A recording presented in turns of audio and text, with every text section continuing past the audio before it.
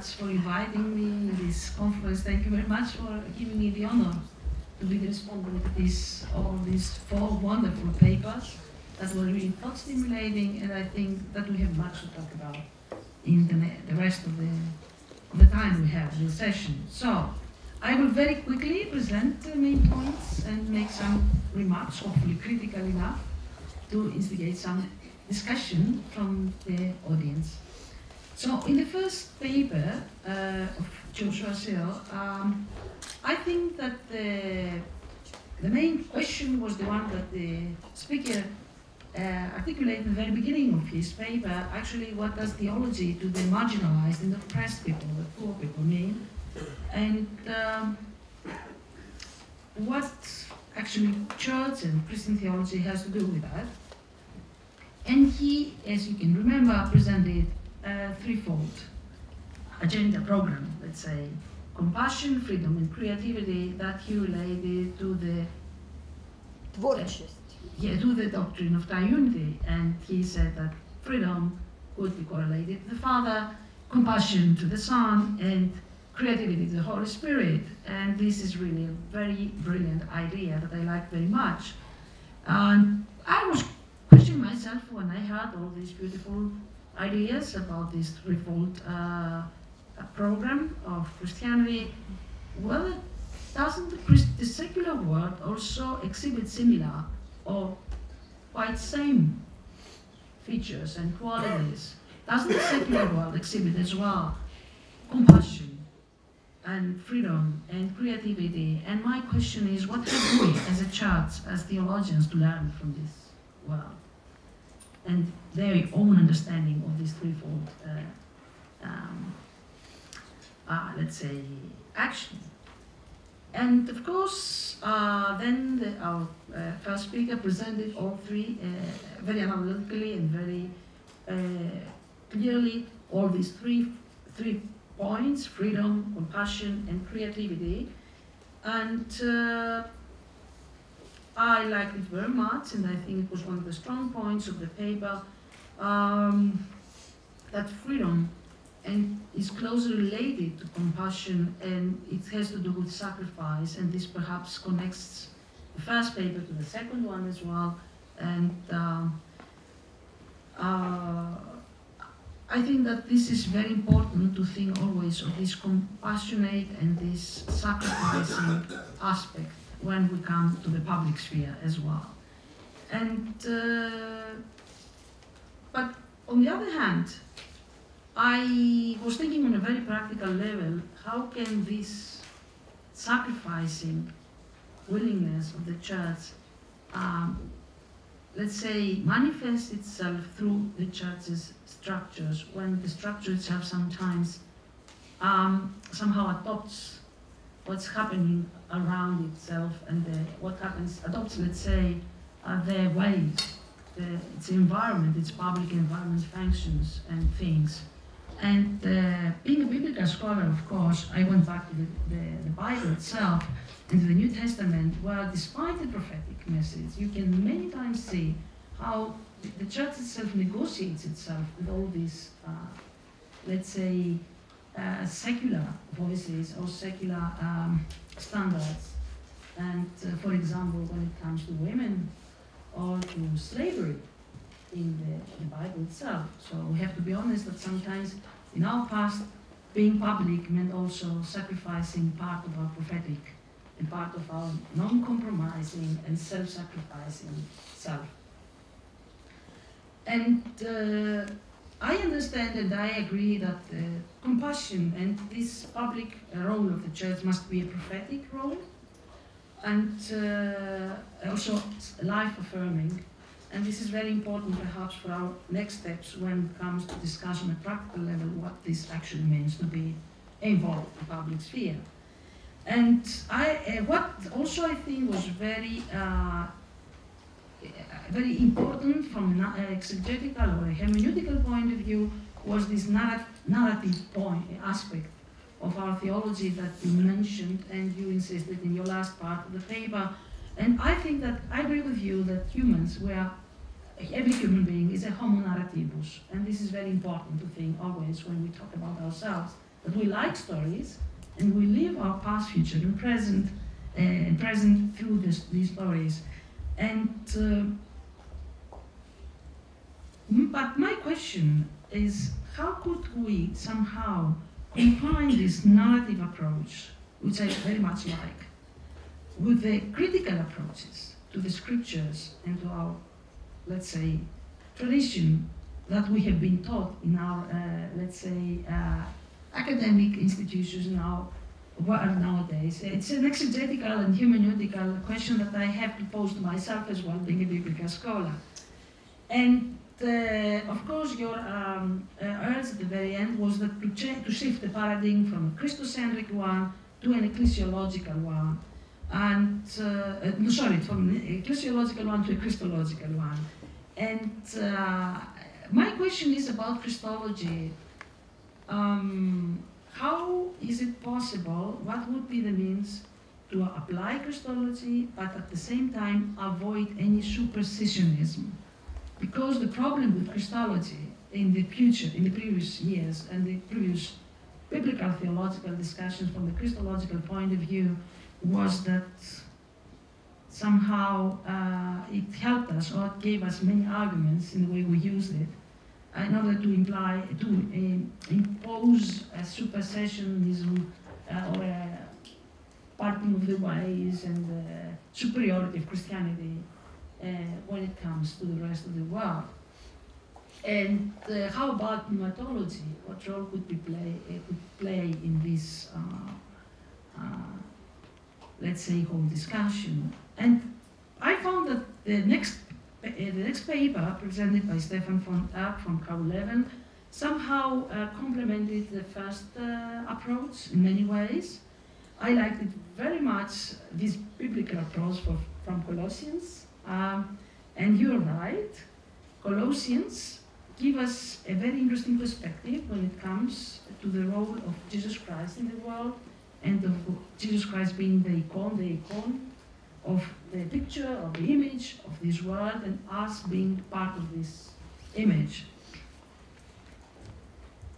I think that it's very important, as you stressed, to think of us as wounded communities, and to think of us as vulnerable communities, because this could help us more to identify with the rest of the world. But the question always is how to do it when, in many cases, we have become the status quo of this world as churches, and we have become the majority voices of this world. And what is the potential, after all, of this vulnerability of the church? Of course, I think that one of these aspects you have already approached by very radically and very provocatively, and I like that we don't need to be so public. We have to be a little bit more, let's say, humbler and reserved, and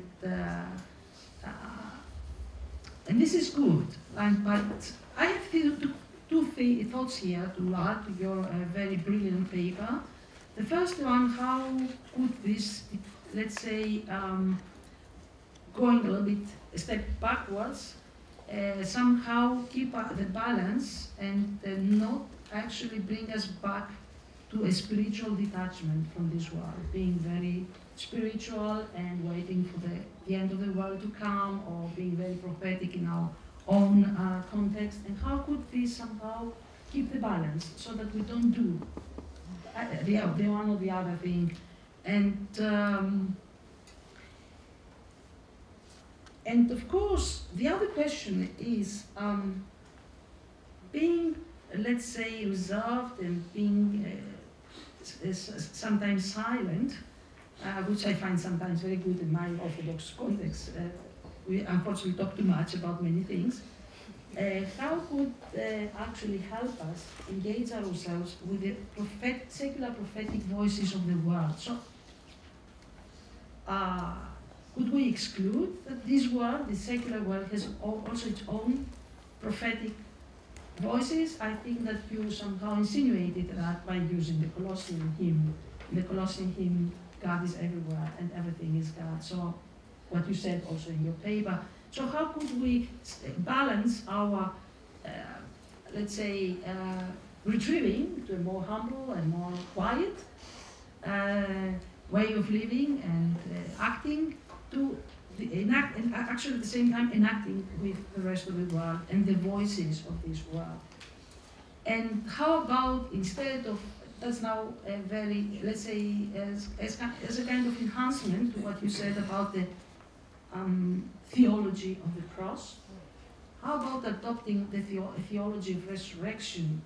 In which sense, however, in the sense that we sometimes forget, for example, that the resurrected body of Christ bore all the wounds and all the frailty that he had during his passion, but he was resurrected. There was this eschatological, this hopeful, let's say, dimension, perspective.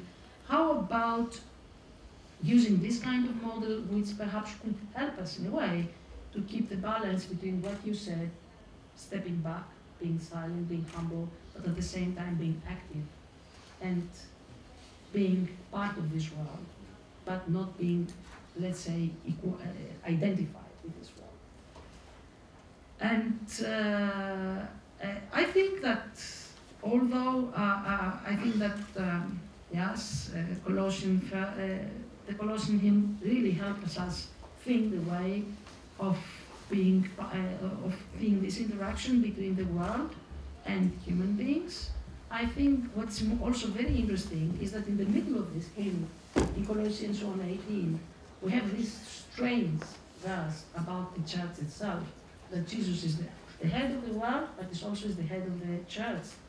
Would that help us see how somehow the way the church could interact and integrate itself in the world, or see herself not outside the world or something separate from this world, but being also part of the world, and what that actually means.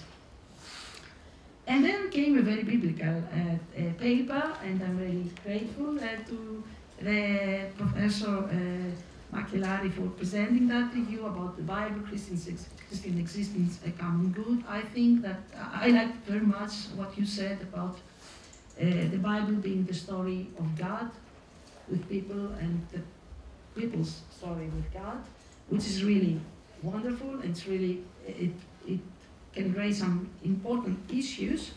And you also presented 4 challenges about the Bible being a Christian book or an old book, old-fashioned holy book, with many contradictions and only for the soul.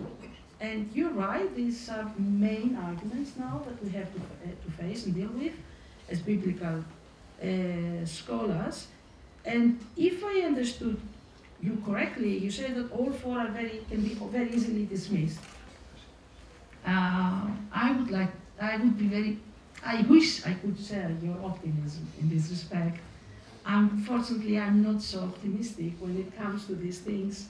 And to be honest, sometimes I think that the Bible is a very difficult text and not so transparent as we would like it to have it.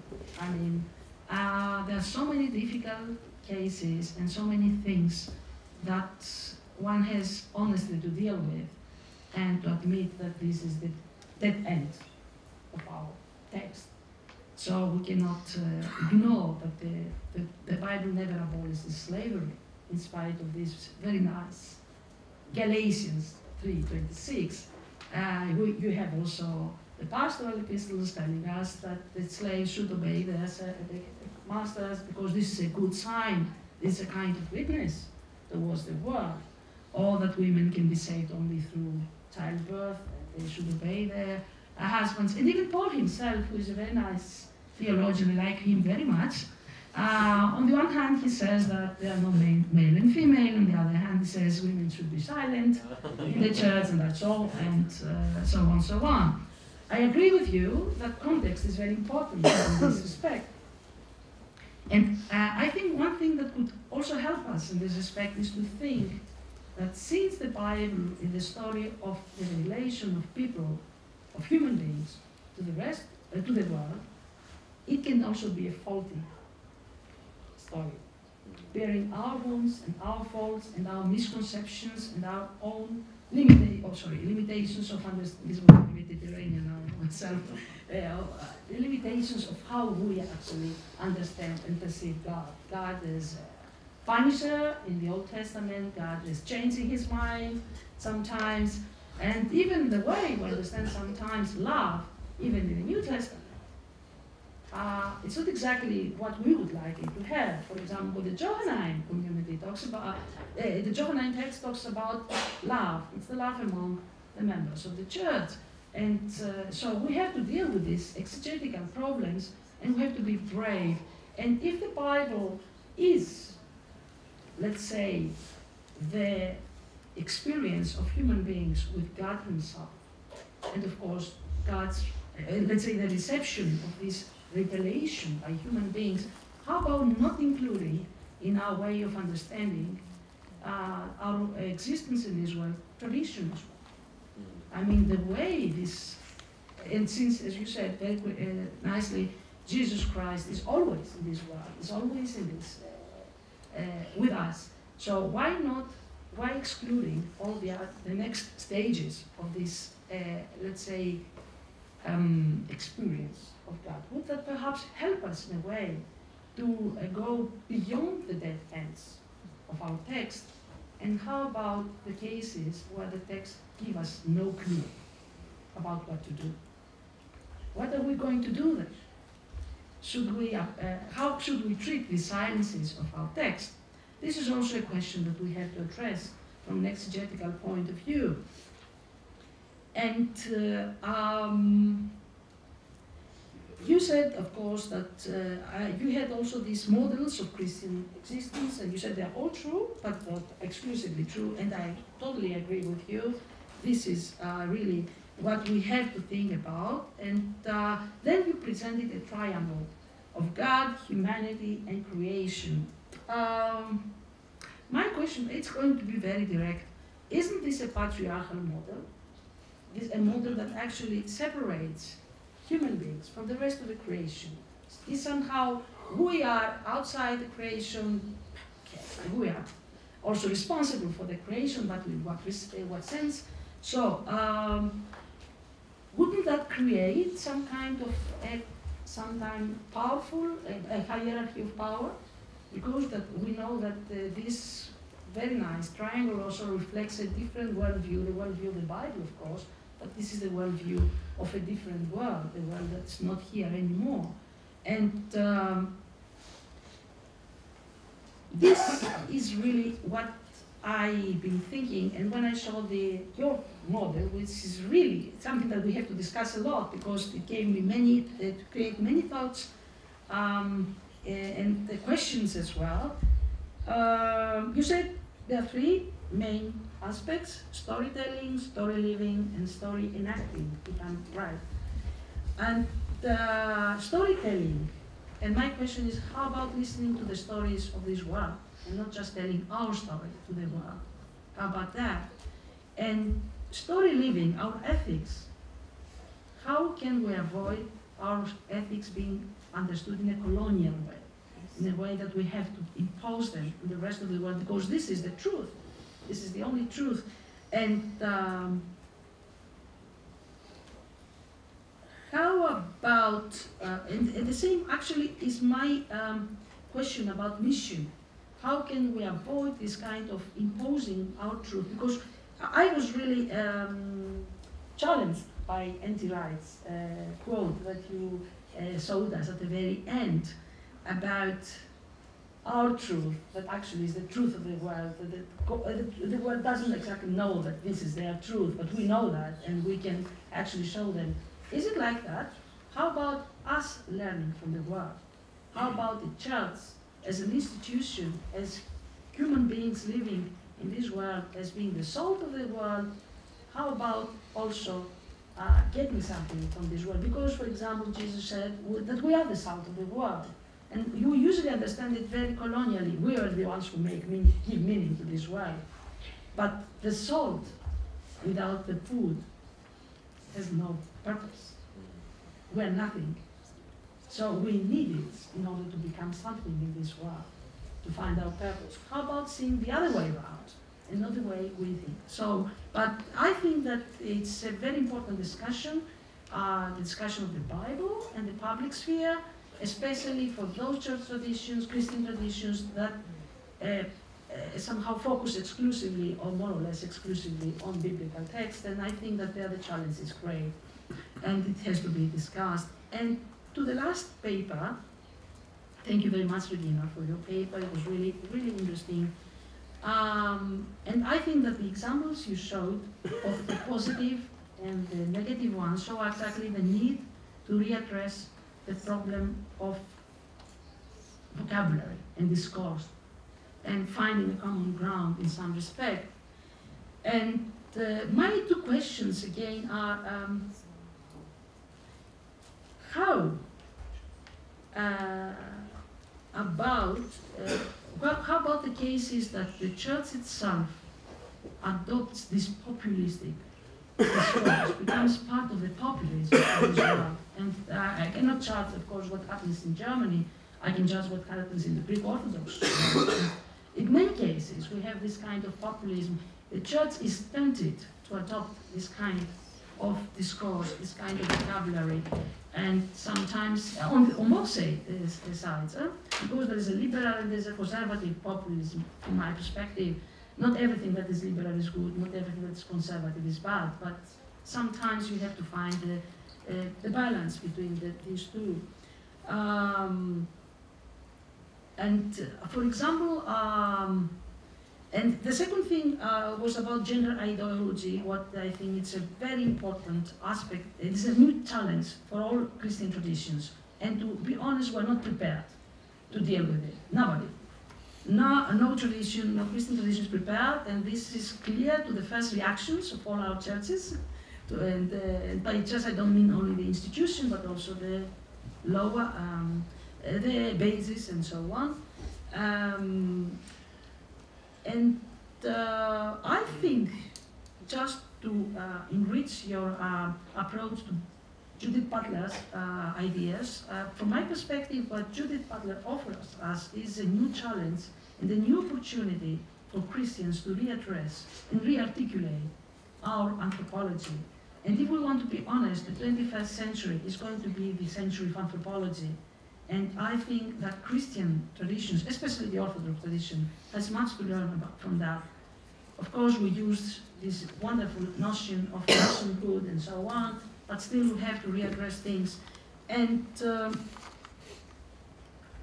I think that it's important to understand that the church has to talk about, to be the speaker or the advocate of minorities. And minorities, not only social minorities, but also gender minorities. And to deal with these issues with respect and self-reflection and self-criticism. And I think, and this is something I would like to hear your ideas on this, that two things here are very important. The one is the eschatological dimension of the church, that sometimes in this gender theological discussion is ignored. Could an eschatological perspective help us understand in a different way the way we understand human beings and their potential and their self-identification? And the second thing is, how about queer theology and queer theories? We are so afraid of the queer in the church, exactly. Whereas the whole message of the kingdom of God is queer. The whole message, when it says that the eunuchs are going to become the members of the church, the kingdom of God, or Jesus himself is a queer in many respects person. How about this?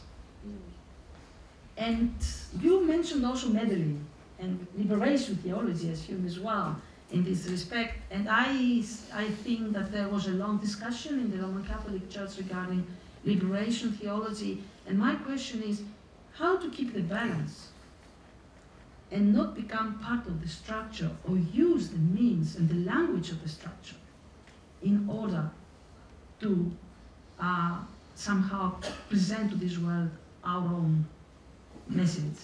How not adopt, what are the, let's say, the ways, the strategies, the principles that we should have in mind so that we don't adopt this kind of vocabulary or this kind of means that at the very end would make us exactly what the structures we're fighting against are.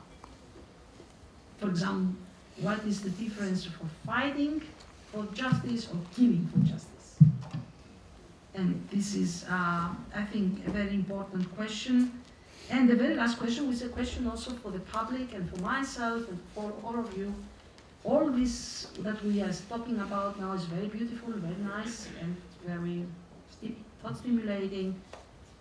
How much do you think that our voice is influential in this world?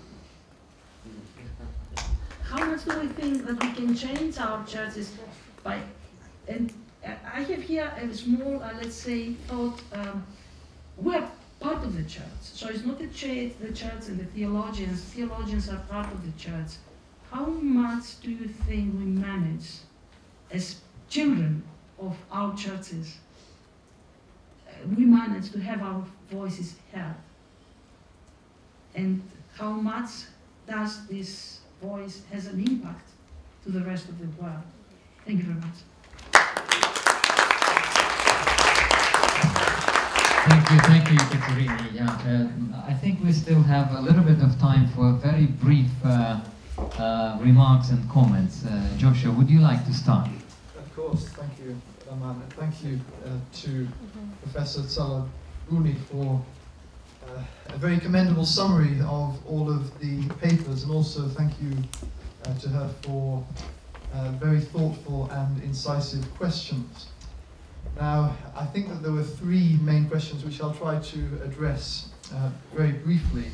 The first question was what can be learned from the world about these three central elements of public theology: freedom, compassion, and creativity. Well, I would say that my main dialogue partners in discussing these concepts as new points of departure for public theology, my main dialogue partners on the whole were not theologians. I was in dialogue mainly with philosophers, Karl Marx and Søren Kierkegaard, and also with novelists like James Joyce and Fyodor Dostoevsky. And it's a basic conviction of my book that the church is not simply removed from society. The church isn't a holy place that is somehow separate, but the church is infused and penetrated by the narratives of the so-called secular world. So what I envisage is a genuine two-way dialogue between the church and the culture, whereby, as Regina Elsner said in her paper, the relationship is not one of a monologue of the church making pronouncements, but a genuine dialogue in which the church tries to learn from the culture. But also, it is a genuine two-way dialogue. So the church has something to teach the world about these concepts, about freedom, compassion, and creativity. Compassion, for instance. We need to ensure that whenever we speak as public theologians about the gospel imperative of compassion, we're speaking from a robust biblical and theological point of departure. And this means that we need to infuse the notion of compassion with a proper biblical and theological content, so that we don't descend into romanticized, sentimental humanism, humanistic, abstract understandings of compassion. So it's a genuine two-way dialogue.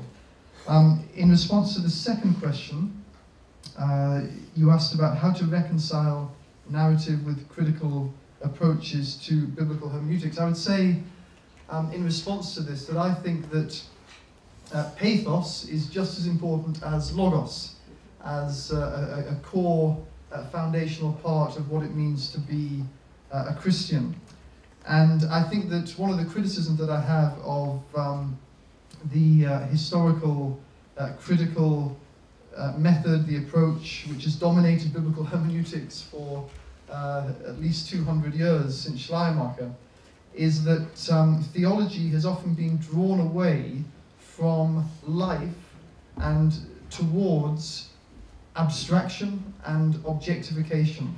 And so I think that perhaps there is a role for historical critical scholarship, but there needs to be much more of an explicit focus on pathos as well as as well as logos. Perhaps I've overcompensated, perhaps I've overstated my case a little bit. It's like my good friend Roman said in his overly generous review of my recent book, that perhaps in the spirit of Søren Kierkegaard, I'd perhaps tried to steer the ship a little bit far to the other side in the interests of overcompensating. So I accept that comment and that critical remark in good faith and with gratitude.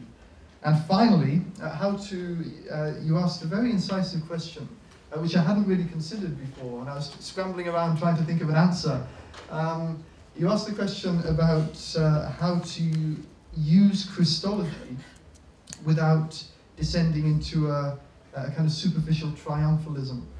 And I think this is an important point, because often the church in Christendom has suffered from a superiority complex. We sometimes think that we can project our image of ethics and morality onto society, and society should listen, that we have a right to impose that kind of agenda. But I think that in response, I would say that we need a Christology, but we need not an imperialistic Christology, but a kenotic Christology. A Christology that focuses on the weakness of God, on the self-emptying, the negation of God. And I think this translates, I'm not speaking here at the level of dogmatic theology, I think this translates into public theology as a theology which is genuinely open and available to listen and to learn, as well as to teach and to instruct. And also on the point about avoiding this supersessionism or this imperialistic Christology, whatever we want to call it,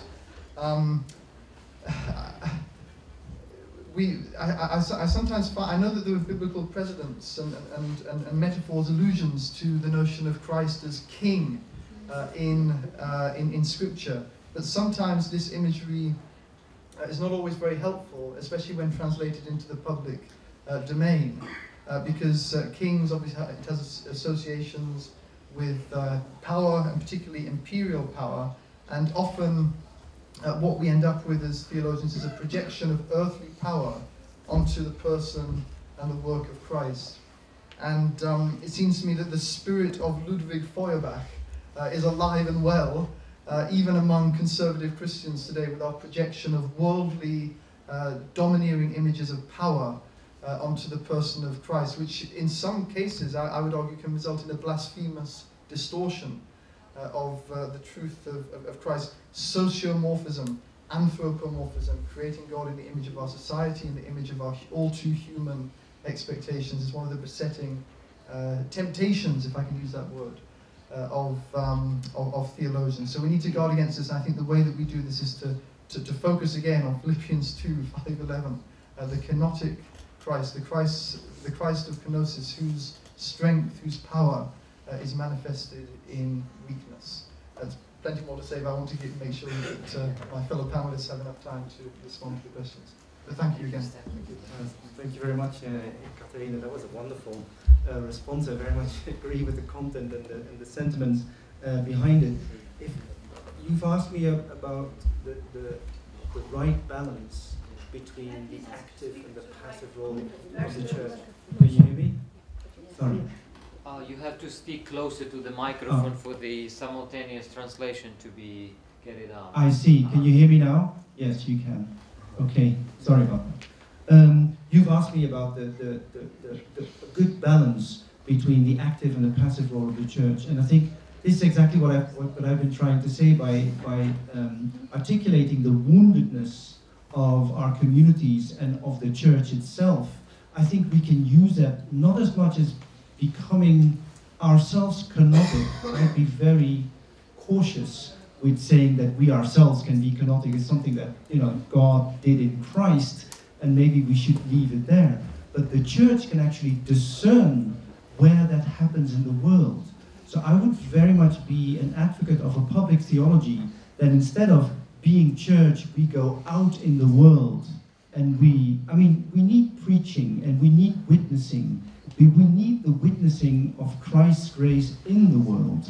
And by witnessing or discerning that, we become church. So in a sense, we're receiving the grace that is present in the world, in the church, and that's how we become church.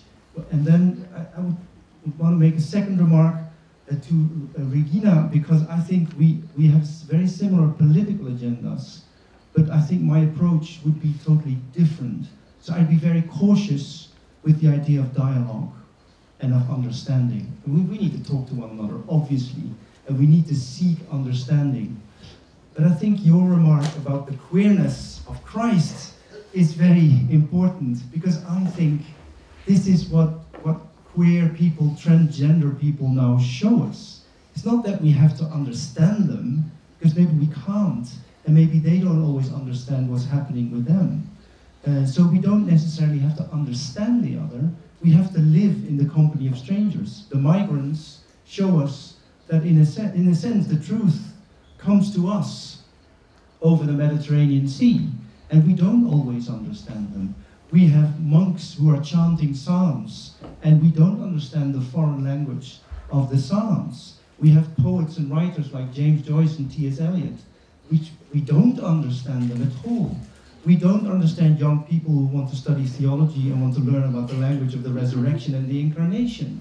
And we have to live with people that we don't understand. And I think that is how we come closer to Christ, who lived in a world and a time that we didn't really realize what was happening to us. And I think even Christ himself didn't always know what was happening to him.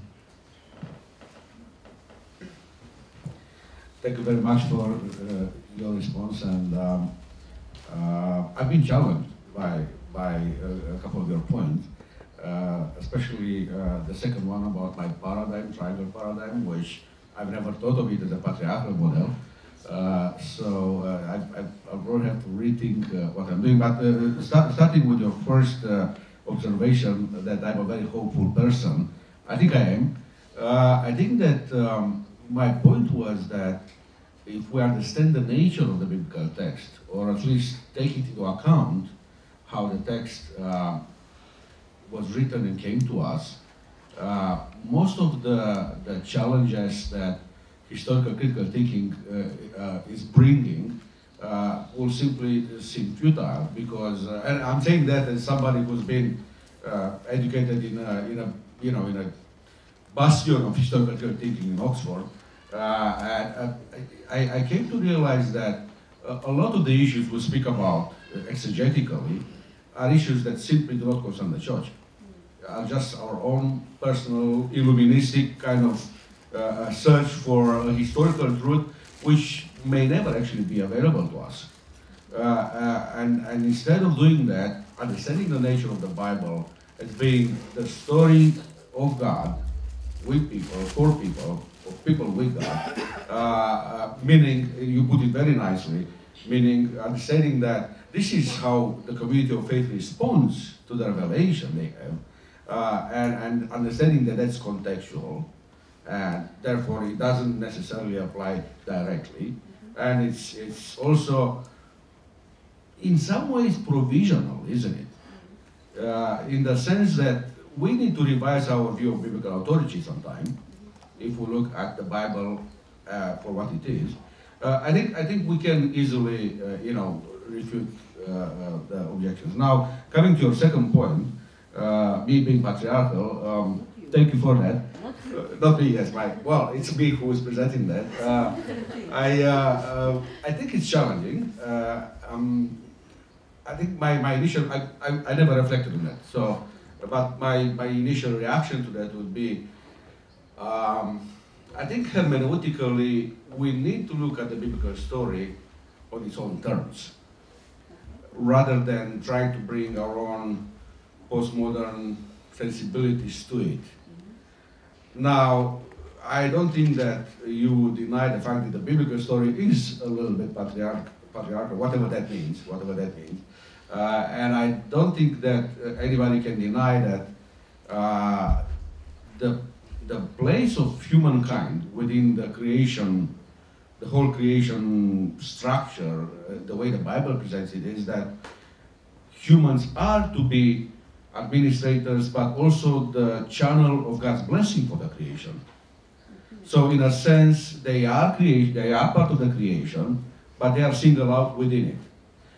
So the point of my triangle was not to put them to separate humanity from the creation, but to simply show that the creation is, and the creation in the way the Creator imagined it, is the proper and only context within which the relationships between the Creator and humankind, and ultimately the social relationships, can flourish. So I think that was my point. Maybe I didn't get it across. And actually, as you look through the Bible, through the biblical stories, you can see that model coming up again and again, where the people of Israel, aren't they condemned in the prophets for the fact that they look at themselves as being privileged, when God actually is looking at them as being the channel for blessing. And you know, so in a sense, it's not a privileged position, more as a high responsibility position. Now, before I finish with that, I mean, there might be a lot else to be said here, but on the spot like that, I don't think I can formulate a better answer. So, anyways, thank you for the challenge. I do want to address the issue of you brought up the whole issue of queer theology, which you know, in a half evangelical room here may sound quite strange and painful. I think I would once again say that it is dangerous to bring our postmodern sensibilities to the Bible and to the interpretation of the biblical text, and even to Christian tradition for the past 2,000 years. And that's what I have a problem with the way that kind of theology is trying to get a voice. It seems to me that sometimes that kind of theology would ignore the history of the history of God's people, the history of God's with the world. In many ways, I mean, one cannot deny unless one does a whole of, you know, let's say retranslating the biblical text or all of that. One cannot deny the fact that the Bible is quite clear about some of these issues which we became very sensitive about. This is not to say that we don't have to be sensitive to minorities. And I think I agree with what you said very much, that we are not called to understand, we are called to live with. But I would simply say as a warning, I don't think that we need to let our sensibilities always guide the way we do theology.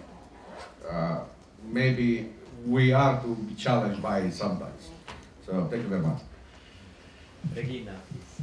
I have, in fact, I have no time to answer. And you're all waiting for lunch and sitting here already far too long. But nevertheless, some short remarks on your questions. How to engage with church adopting populism. This points a little bit to the question I raised, and I would like to encourage us to discuss this further, how theology is connected to the church and the other way around. Because, of course, for our societies where theology is placed in the academic sphere, in the state academic sphere, we have a lot of more freedom to think beyond some boundaries we have within the church. But at the same time, this is, of course, a very huge risk to lose the contact with what is happening in the church. We can live in a very idle world in our theological faculties. And the church is doing something we sometimes look at and say that this, how can we call this as our church? We live in different worlds, in fact. And this, I guess, this is really a challenge for all of us here. To think about how we ask the question how the theology goes public, but is theology really able to go public not via the church as an institution? I, of course, I work in an institution where I'm the only theologian. There are social scientists, political scientists, and so on. And I can talk to them, of course, as a theologian, but they, at the same time, look at what the church is doing and say, this is not connected. What you are talking about is something totally different. We see how the church is acting. So how to connect this? How we have to talk about this, and also in the case of populism, of course. And I don't have an answer. I think we have to search for the dialogue not only with the public and with society, but we have to look as theologians for the dialogue with our own churches and with our bishops and with our priests and so on. Because other way around, what are we talking about? We can have our personal belief, but this is not the way it will influence the world when we go around the church to influence. I agree on your approach on Judith Butler and on anthropology, and this is an opportunity. And this is what I wanted to say when I say that social ethics they are fearless. This notion of we are afraid of something, talking about and going in dialogue with some kinds of theories or some kinds of people. If we fear to ask them how do they live and how they identify and how they see themselves in the world. We will stay with our meaning and with our theology, but we don't really even try to understand what in the world is going on. And I think the mission of the church is to be in the world and to understand what is going on in the world. And so I'm not sure about your we can't understand them. We have the mission, we have the task to try to understand, because they are also God's creation. And we have to try to understand why they live the way they live and how this is connected with our theological convictions. So I think dialogue and to see an opportunity in everything which is coming to us and not a threat, this is theology. To see an opportunity to develop ourselves, to develop church, and to develop theology. And last point on the eschatology, eschatological dimension.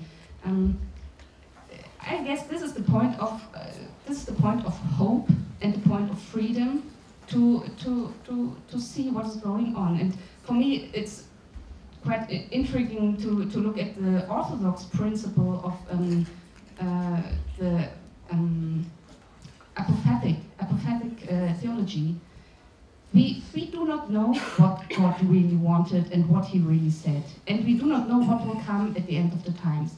And this is not a reason for fear, but this is a reason for hope, and to go and to do our things as we think they have to be.